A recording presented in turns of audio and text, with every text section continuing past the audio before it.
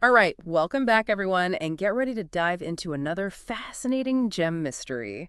You know we love a good challenge here, and this one has me particularly intrigued. Me too. This one's a real head scratcher. And it all starts with two unassuming white stones our listener found by a river, right? That's right, and what makes this deep dive extra cool is that our listener has already started doing some detective work at home. Which is fantastic. It's always exciting to see people getting hands-on with science. So let's lay out what we know so far. These two stones, they weigh 38 grams each in air, but when our listener dunked them in water, they only weighed 15 grams. Okay, interesting. Now, they're not sparkly, not shiny, but here's the thing. They can scratch a porcelain plate. What does that tell us right off the bat about these stones? Well, scratching porcelain is a pretty good indicator of hardness. Porcelain's about 6 or 7 on the Mohs hardness scale. You know, that scale that ranks materials by how resistant they are to being scratched. Yeah, I remember learning about Mohs back in high school. Talk about a blast from the past. Right. So for these stones to scratch porcelain, it means they're harder than a lot of materials we encounter every day. Yeah, they're tougher than they look, that's for sure. So what's the next step in our investigation? You mentioned something about specific gravity in your notes. Specific gravity, that's a key piece of the puzzle, and it's all about density. Basically, it tells you how dense a material is compared to water. So if you imagine a bucket of water and a bucket of the material in question, specific gravity tells you how much heavier that second bucket would be. Okay, so if the second bucket was twice as heavy as the water bucket, the specific gravity would be 2, right? You got it. And just like fingerprints, each mineral has its own specific gravity range. Ah, so we're looking for a mineral fingerprint match. Exactly. And here's where things take an interesting turn. You said the stones have a specific gravity of about 1.65, right? That's right. That's what our listener calculated. Now, that's pretty unusual, especially for gemstones. Most gemstones are a lot denser than that. So a low specific gravity, what does that tell us? Well, it doesn't rule anything out completely, but it definitely adds a layer of mystery. It could mean a couple of things. The stones might be porous, full of tiny holes or air pockets, kind of like a sponge. Or they could be made of a material that's just naturally lighter than what we typically see in gemstones. So we're dealing with some lightweight rebels here, maybe. Okay, before we found out about this low specific gravity, what kind of gemstones were you considering?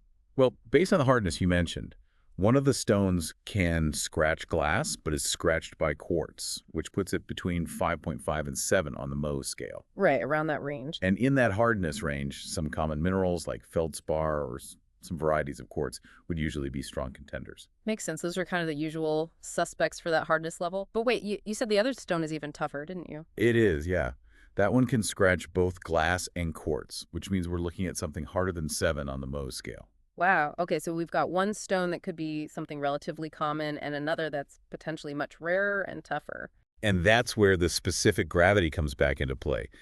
Those tougher minerals like topaz or corundum, think rubies and sapphires, those are usually much denser than what we're seeing here. All right, so our expectations are kind of being turned upside down here. I'm hooked already. It's definitely good mystery. Huh. But we haven't even considered one crucial piece of information yet. Oh, you mean the fact that these stones were found in a river? I was wondering when we factor that in. It's a game changer, potentially. Rivers are constantly tumbling rocks downstream, wearing them down, exposing them to different minerals in the water. Like a giant natural rock tumbler. Precisely.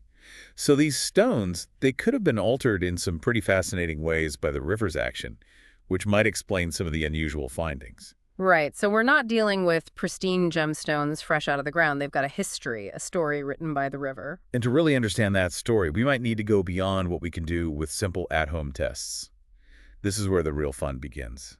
Ooh, you're talking about bringing in the big guns, the professional gemologists with their fancy equipment. Exactly.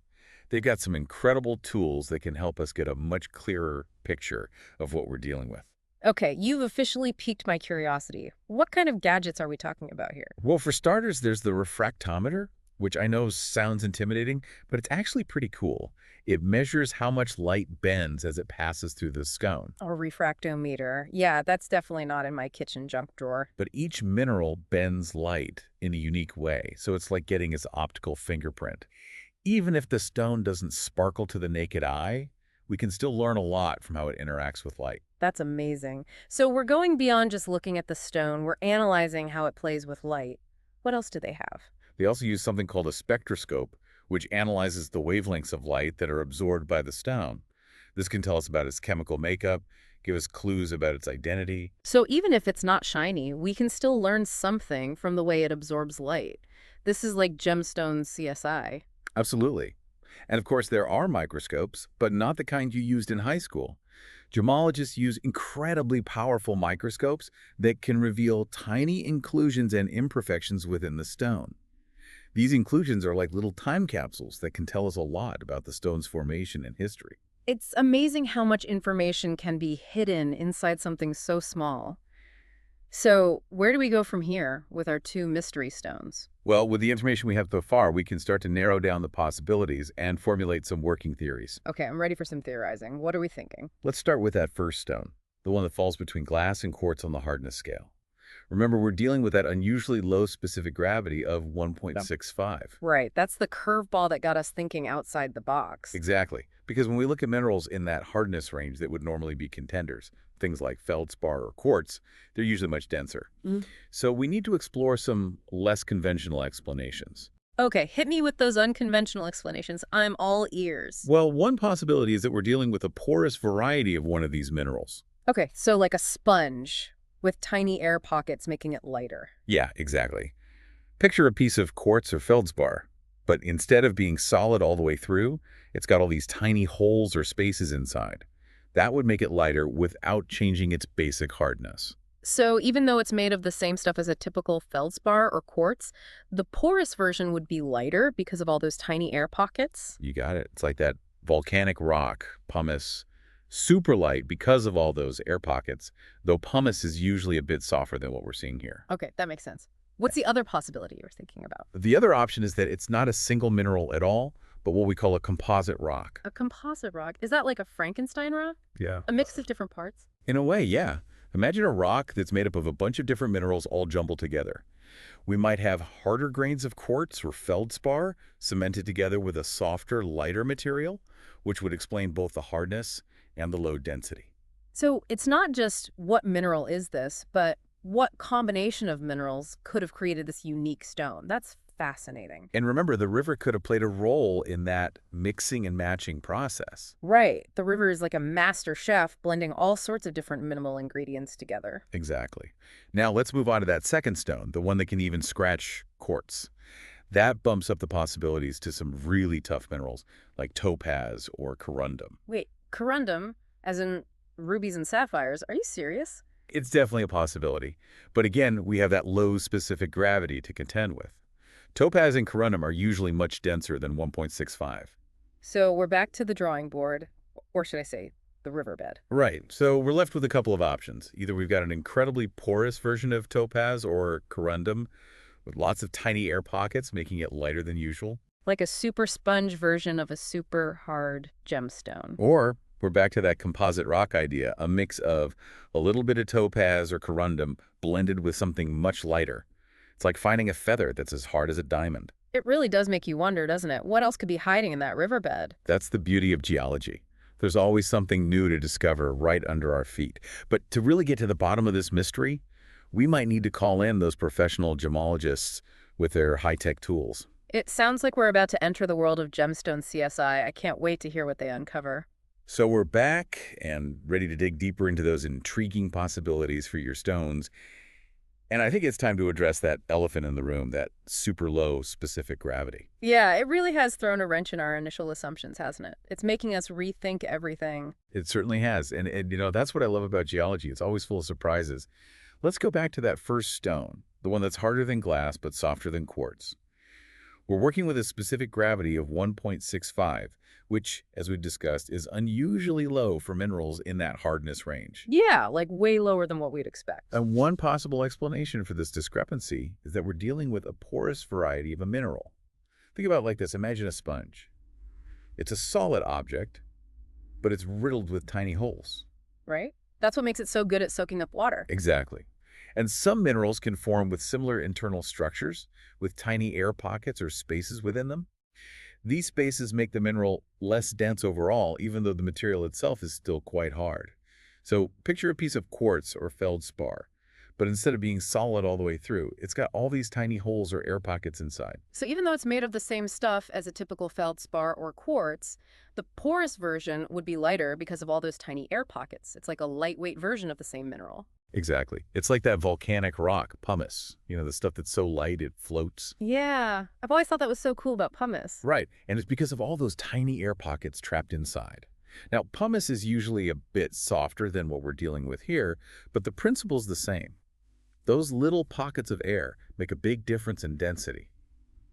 So that's one possibility, a porous variety of a common mineral. Okay, that's a pretty cool concept. What's the other possibility? You mentioned something about composite rocks. Ah, yes, composite rocks. Now, those are fascinating. Instead of being a single pure mineral, a composite rock is made up of a bunch of different minerals all mixed together, kind of like a fruitcake. Okay, so instead of one pure mineral, we're talking about a blend, a mix of ingredients. You got it. It's like a recipe of minerals. And in this case, that recipe might include some harder minerals like quartz or feldspar, but they're cemented together with a softer, lighter material. And that combination could explain why the stone is hard enough to scratch glass, but still has that unusually low specific gravity. So we're not just trying to identify a single mineral. We're trying to figure out what minerals might be combined in this mystery rock. That adds a whole new layer of complexity, doesn't it? It certainly does. And speaking of complexity, we can't forget about the role of the river in all of this. Those flowing waters, they carry all sorts of different minerals and sediments, and over time, as the stones tumble downstream, they can pick up bits and pieces of those materials. Right, it's like the river is constantly shaping and reshaping the stones. Exactly. So the river itself might be part of that mystery recipe, adding ingredients and influencing the final composition of the stone. Wow, so we've got porous minerals, composite rocks, and the river acting like a giant blender, mixing it all up. This is getting pretty wild. Geology is full of surprises, isn't it? Yeah. Now, let's switch gears and talk about that second stone, the one that can scratch even quartz. That bumps up the hardness considerably. Yeah, anything that can scratch quartz has got to be seriously tough. We're talking about minerals like topaz, which ranks at an 8 on the Mohs hardness scale, or even corundum, which is a 9. Corundum, the family that includes rubies and sapphires.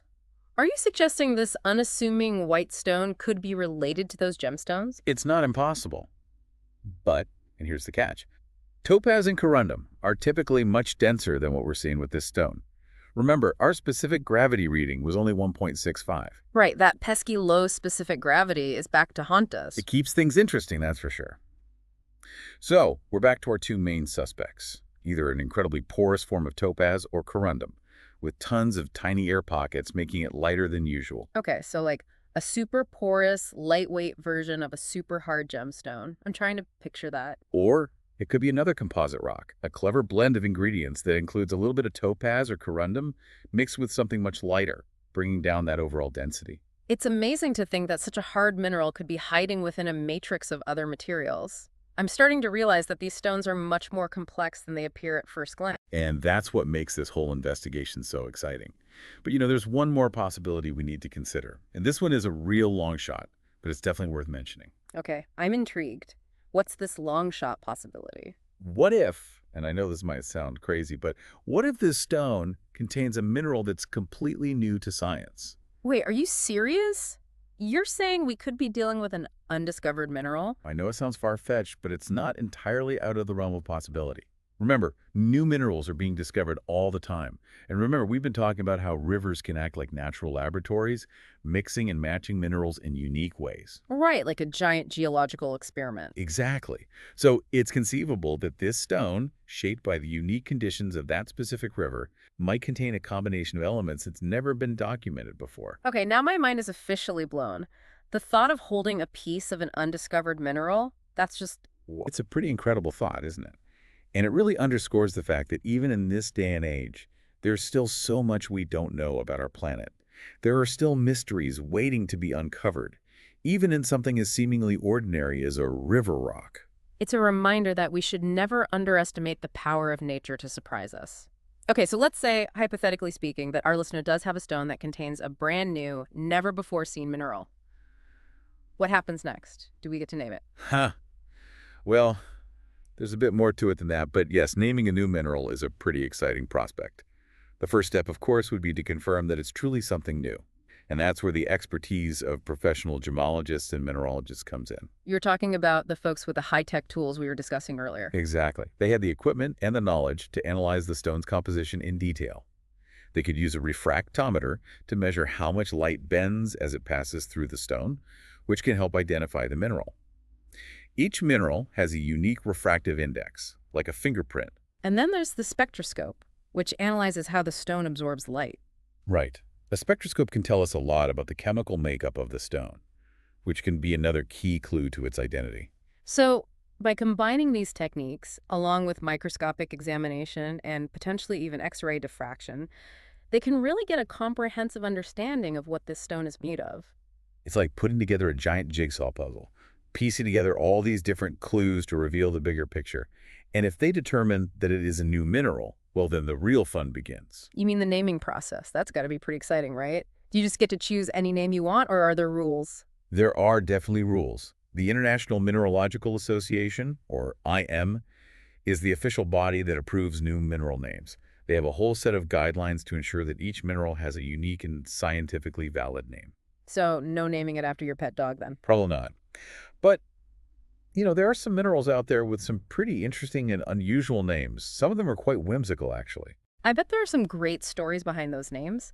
But for our listener who's just starting out on their gemstone journey, I think the thrill of the unknown is probably more than enough for now, wouldn't you say? Absolutely.